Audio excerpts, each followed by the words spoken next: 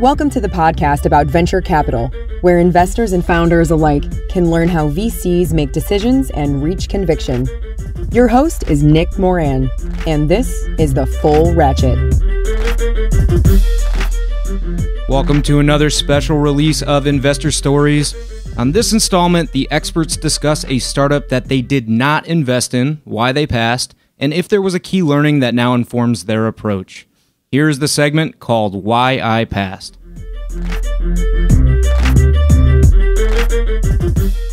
On today's special segment, we have Janet Bannister of Real Ventures. Janet, can you tell us a story about a good or a bad pass? A story about a startup that you passed on? Yeah. We invest in seed stage, so it's still early. I think one of the ones that I passed on is a company called Borrowell. It's Canadian focused, and it's consumer lending, basically lending. It lends to consumers like in a marketplace type of thing, and also offers credit scores. So that's a company that I looked at. We passed, really like the founder who's still leading the company. However, I was concerned about, hey, you've got a marketplace and you've also need to get the capital. So we passed on that. It's gone on. It's done well. So that's one that comes to mind.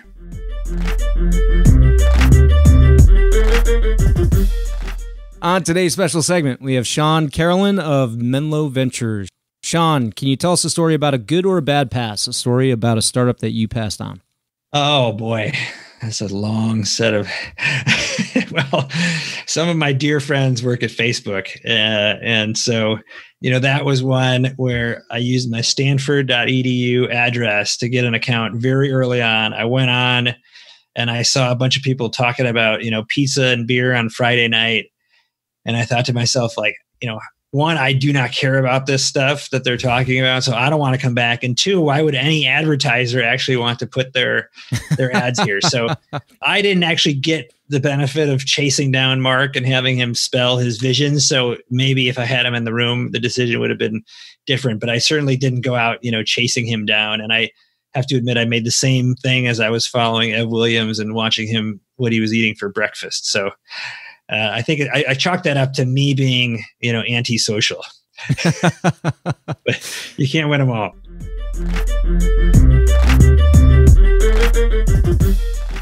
On this special segment, we have Reid Christian of CRV. Reid, can you tell us a story about a good or a bad pass? A story about a startup that you passed on?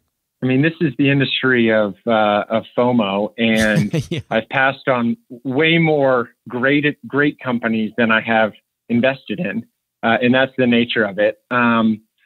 Let's see. The easy one right now is Snowflake. Had a great clean look at. I think it was technically the Series B.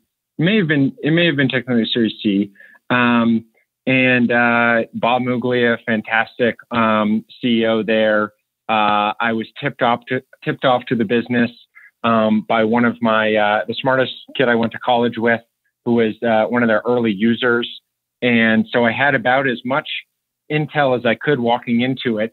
And I basically said, hey, Amazon Web Services and their product Redshift, this is so core to what they do. I don't care how great this team is or how great this product is. I don't want to compete with Amazon. And oh boy, was I wrong. The good news is I'm going to be, as equally wrong on many, many other investments. So I try not to think too much about it unless asked the question.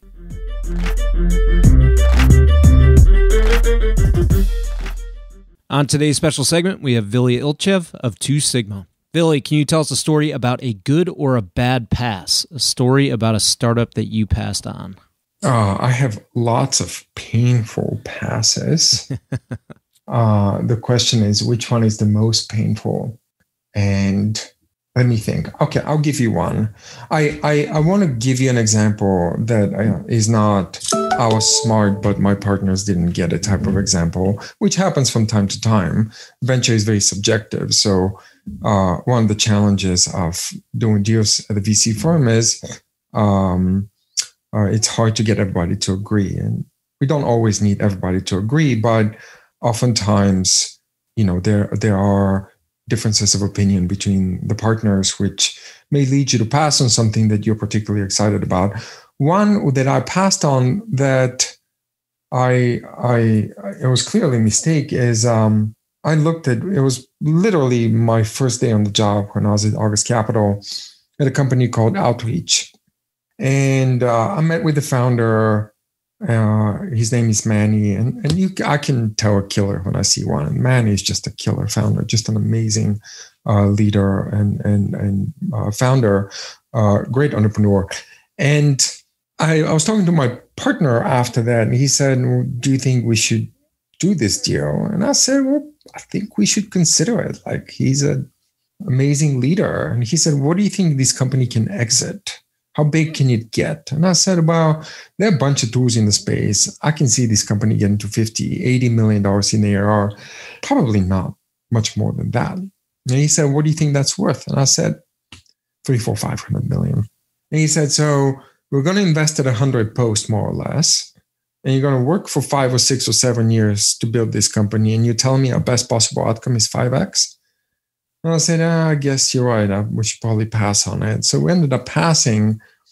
And of course, I was very wrong. And I was very wrong in that the market is just a lot bigger than we think in this case. And yeah, I mean, and that's really, I think, the most painful of misses for me is when my imagination or intellect fails me to foresee or imagine what is possible and how big something can be. And so in this case, I mean, Outreach today is worth way more than $1 billion, has more revenue than what I mentioned. You know, I got it wrong. Even though I was perfectly positioned to make that investment and to make that assessment because I came from the Salesforce world and that market was very familiar to me.